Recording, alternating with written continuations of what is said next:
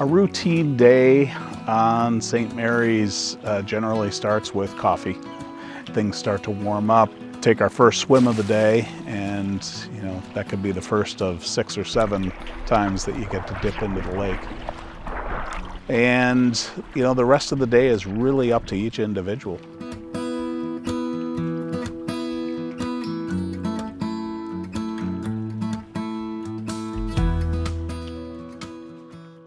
So I view watches as a personal interest, but it's cool for me when I'm wearing my father's watch. I wore it when I was married. I have worn it to all of the major events in my life over the last 10 years. And I feel like it's something I'm going to pass on to the next generation. It's much like St. Mary's Island. It's not something that you have just as a possession. It's something that you have that's part of your life, that's part of who you are and who you want, part of your life that you want to be able to pass on to your children and hopefully their children. My family is spread all over the country, from coast to coast, north to south. And although this place is too small to bring us all together at once, because I'm one of 8 siblings, and numerous children in each family, it's an opportunity for us to come together in larger groups than we normally would be able to. We could come together, we can share food, we could share a drink, we could share time on the dock. We love to, as generally speaking, we love to paddle. We love to be on the water. We love to be spending time with each other. And this environment and this particular place allows us to do that. This particular island, I believe we are only the 3rd family to own it, at least since the 1920s. So over the last 100 years, it has not changed hands very often. So our cabin is maybe unimpressive to some people, but it's perfect for us. The cabin was originally built back in either the late 20s or early 30s by a family who lived here full time.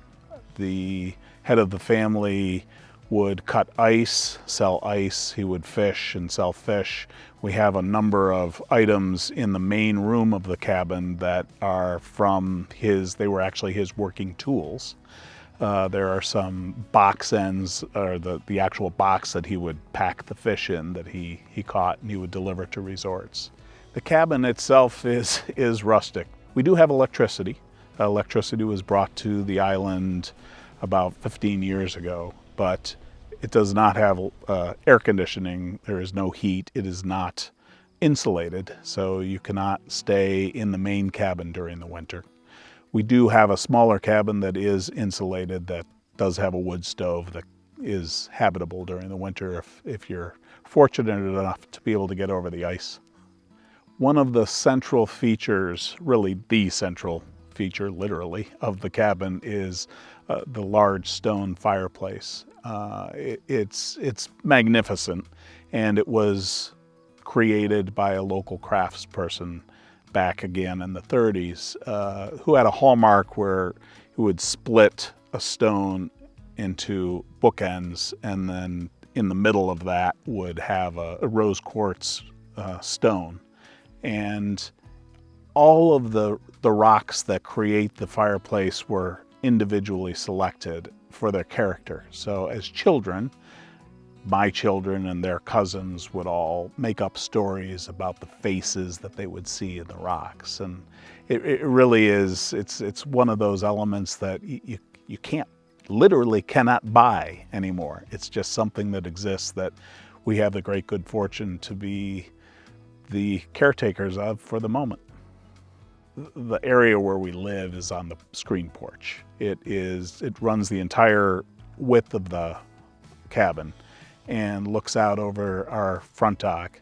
It has a picnic table that was made in place by the previous owners and still, we're maintaining, and it's able to feed pretty comfortably 12 people. And so that's where we eat our dinners at night. in the evening, as we're preparing dinner, generally speaking, we have a fire going on top of the island. We are throwing bags or horseshoes. Somebody is grilling. We don't actually have a stove on the island, so everything is grilled, either over charcoal or over gas, sometimes over the fire itself.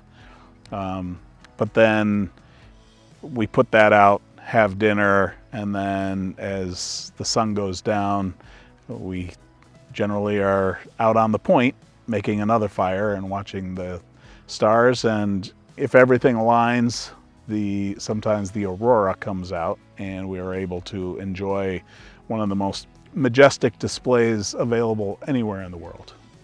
Really, at the end of the day, when you're around the fire, that's when you're telling stories, you're telling old stories about what went on when we were kids, and you're passing on the family lore to the next generation. And it's a special time, and that's that great family feeling that you have as you drift off to sleep at night.